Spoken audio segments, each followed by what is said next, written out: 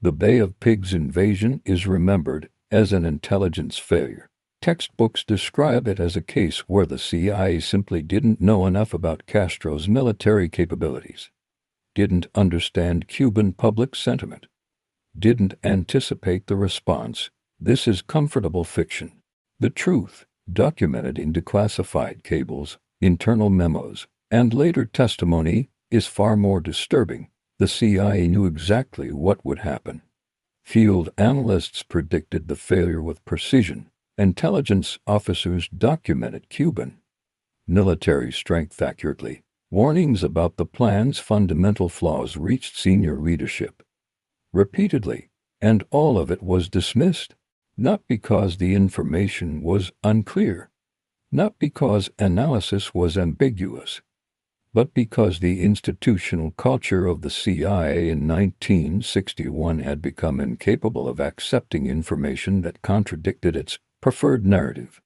On April 17, 1961, 1,400 Cuban exiles landed at the Bay of Pigs in Cuba. Within 72 hours, the invasion had collapsed completely. 114 exiles died. The remaining 1,200 were captured. The United States suffered one of its most humiliating Cold War defeats. Every aspect of this disaster had been predicted, in writing, by CIA analysts, not vaguely specifically, the exact weaknesses, the precise points of failure, the inevitable outcome. This wasn't an intelligence failure. It was an institutional failure to process intelligence that contradicted leadership's assumptions. In November 1965, months before the invasion, a CIA analyst filed a report examining the invasion plan's assumptions. The report identified three critical flaws. First, the assumption of popular uprising was unsupported. Intelligence from Cuba showed Castro maintained genuine support, particularly in rural areas. The idea that Cubans would spontaneously rebel once exiles landed had no evidential basis. Second, the assumption of military surprise was already compromised. Multiple sources indicated Castro knew an invasion was being prepared.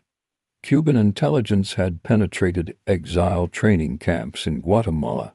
The invasion was discussed openly in Miami's Cuban exile community.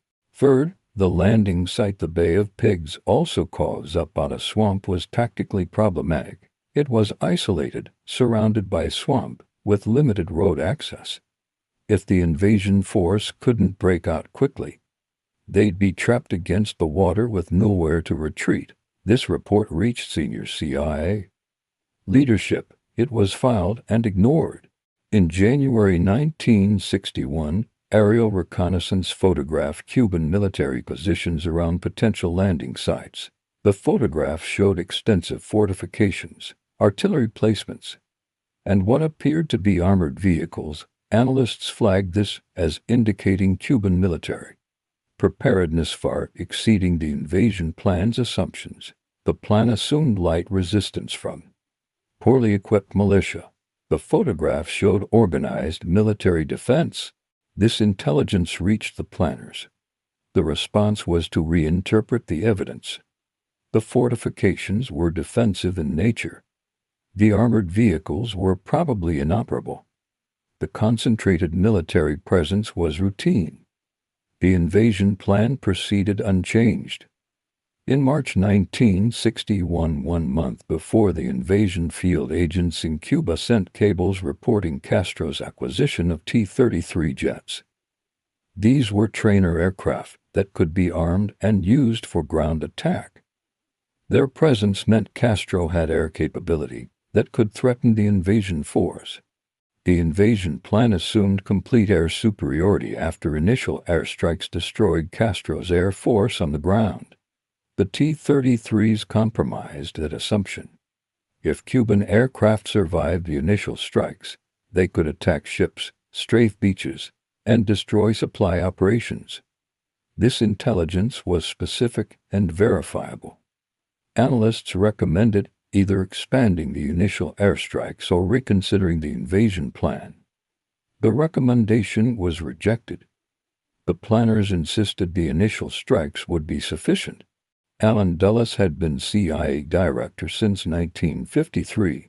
Under his leadership, the CIA had successfully orchestrated the 1954 coup in Guatemala, overthrowing the Arbenz government. That operation had been based on similar assumptions. A small exile force, supported by covert action, could trigger regime change. Guatemala worked. This created institutional confidence that the model was sound. When analysts raised concerns about the Bay of Pigs plan, the implicit response was, "We've done this before successfully." The warnings were interpreted as excessive caution from people who didn't understand covert operations. This created a dynamic where dissent became professionally risky. The analysts' warning about Cuban air defenses were seen as insufficiently bold. The field agents reporting Cuban military strength were viewed as exaggerating obstacles. Richard Bissell, the CIA deputy director overseeing the operation, had an even more impressive track record. He'd managed the U-2 spy plane program, one of the CIA's most successful technical achievements. He was brilliant, confident, and accustomed to solving problems through technical innovation. When presented with warnings about the invasion plan, Bissell's response was to find technical solutions. Cuban air defenses are strong. Increase the initial airstrikes. Landing site is problematic. Improve the logistics plan. Popular uprising is uncertain. Enhance propaganda operations. This technical problem-solving approach missed the fundamental issue. The plan's core assumptions were wrong. No amount of technical refinement could fix a strategy built on false premises. But acknowledging that would have required abandoning the operation entirely, and by early 1961, the operation had institutional momentum that made stopping it almost impossible. Hundreds of CIA officers were involved. Thousands of Cuban exiles were trained and ready. Millions of dollars had been spent. The new Kennedy administration had been briefed and given provisional approval. Canceling would mean admitting the massive investment was wasted. It would mean explaining to your Cuban exiles that their mission was impossible. It would mean accepting that the CIA had spent a year planning an operation that couldn't work. So instead of processing the intelligence that showed the plan was doomed, leadership processed the institutional reality that stopping was too costly. The warnings continued arriving. They were acknowledged, filed, and ignored. April 15, 1961, 6 a.m., initial airstrikes launch against Cuban airfields. The strikes are supposed to destroy Castro's air force on the ground. They don't. The T-33s that analysts had warned about survive. Castro had dispersed his aircraft after. Intelligence indicated an attack was imminent, exactly as field agents had predicted. April 17, 1961, early morning, the invasion force lands at the Bay of Pigs. Within hours, they encounter the armored units that reconnaissance had photographed months earlier. The plan assumed militia resistance. Instead, the exiles faced T-34 tanks and organized military units. The defensive fortifications analysts had identified proved to be exactly what they appeared to be: prepared defensive positions. The invasion force is immediately pinned at the beachhead, trapped in exactly the tactical situation the November 1960 report had warned about. The swamp prevents inland movement.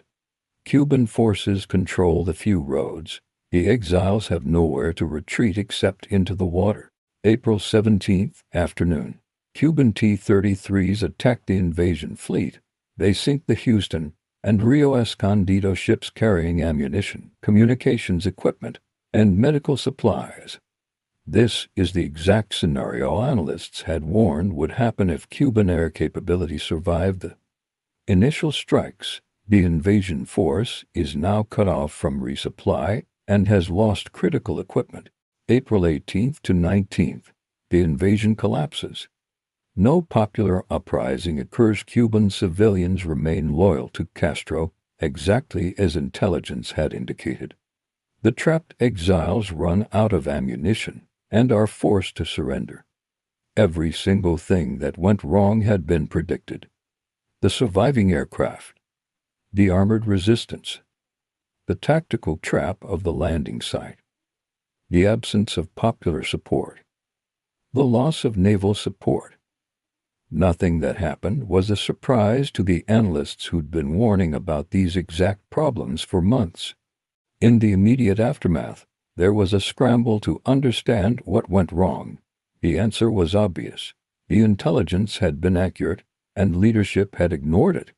But acknowledging this would have required admitting that senior CIA officials, including the director, had dismissed clear warnings from their own analysts. It would have exposed the institutional culture that punished dissent and rewarded confidence over accuracy.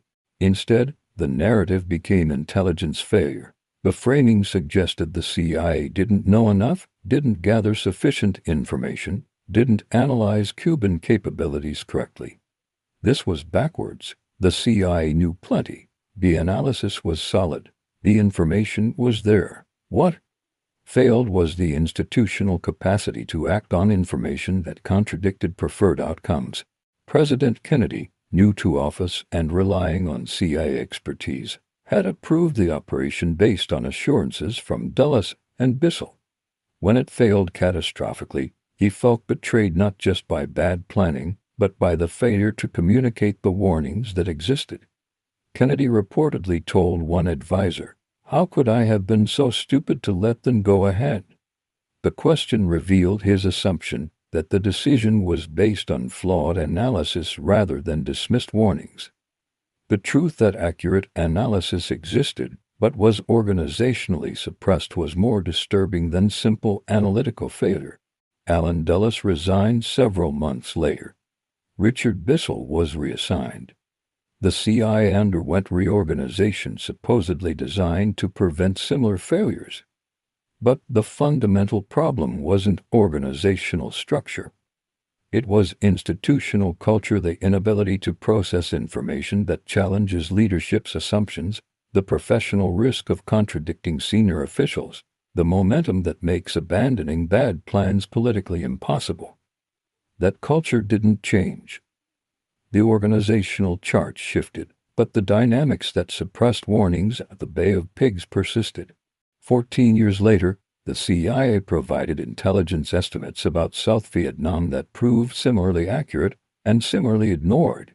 Analysts warned the South Vietnamese government was unstable, the military was unreliable, and American withdrawal would lead to rapid collapse. Leadership dismissed these warnings as defeatist. When Saigon fell in 1975, it happened exactly as the dismissed analysts had predicted.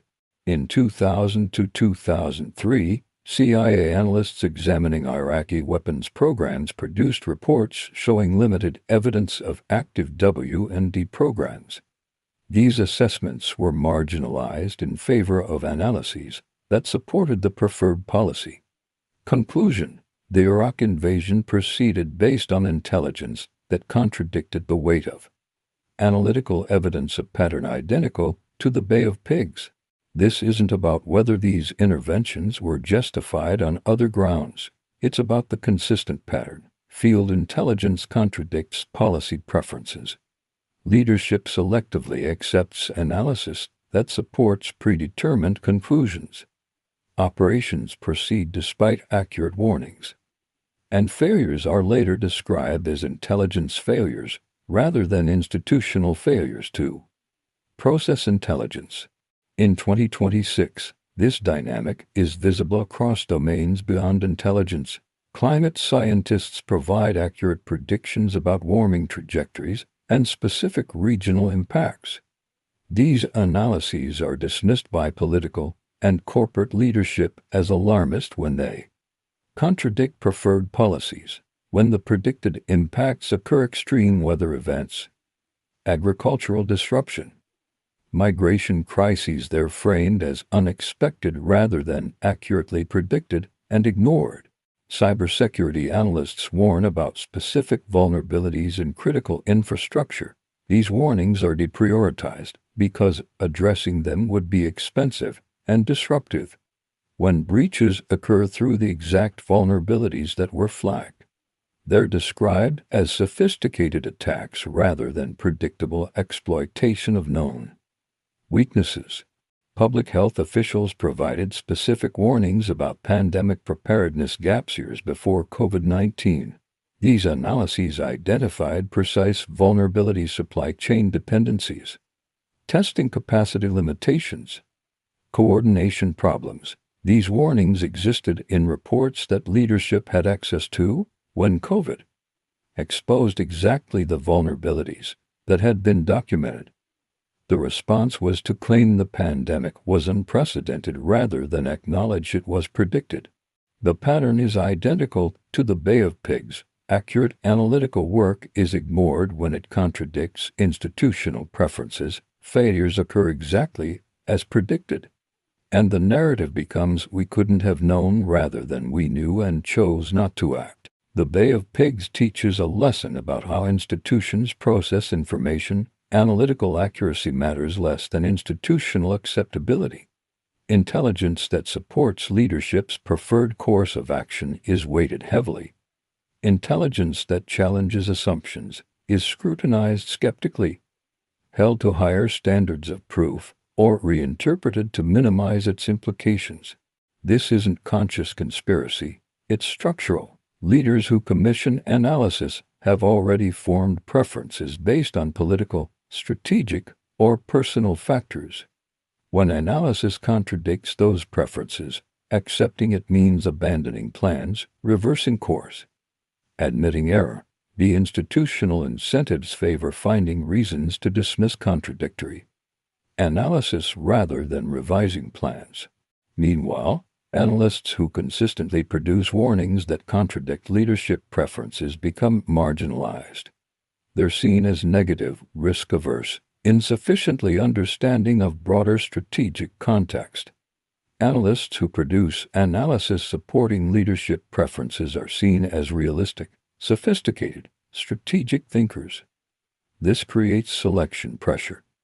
Analysts learn what kinds of conclusions advance careers and which create professional risk. The formal analytical standards remain, but the informal pressures shape what gets emphasized. This is how you get a situation where the CIA has accurate intelligence about Cuban military strength, specific warnings about tactical vulnerabilities, and clear analysis showing the invasion plan won't work and proceeds anyway. The information exists, it's documented, but the institutional machinery for acting on information that contradicts preferred outcomes has broken down. 65 years after the Bay of Pigs, we haven't solved this problem. We've developed better analytical tools, more sophisticated intelligence gathering, more rigorous analytical methodologies. None of that matters if institutions remain unable to act on analysis that contradicts leadership preferences. The Bay of Pigs wasn't a failure of information.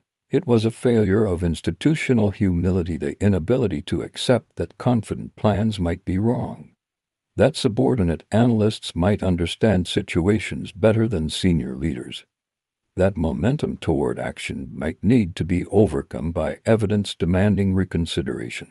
That same failure is happening now, in 2026, across multiple domains. We have better information than ever before.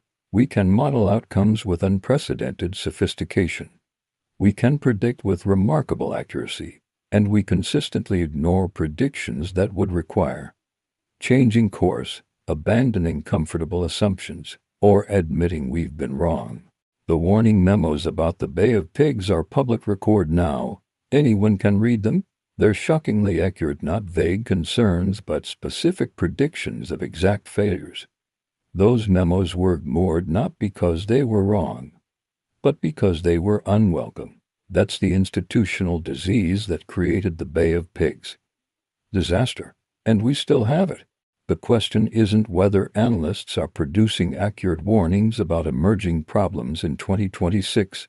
They are. The question is whether institutions are capable of hearing them. History suggests the answer is no. Until we fix that, we'll keep repeating the pattern. Ignore specific warnings. Proceed with confidence. Experience the exact predicted failure. Call it an intelligence failure rather than an institutional one. The Bay of Pigs could have been prevented. The information existed. The warnings were clear. They were just delivered to an institution incapable of hearing them. That institution still exists. The warnings are still being ignored.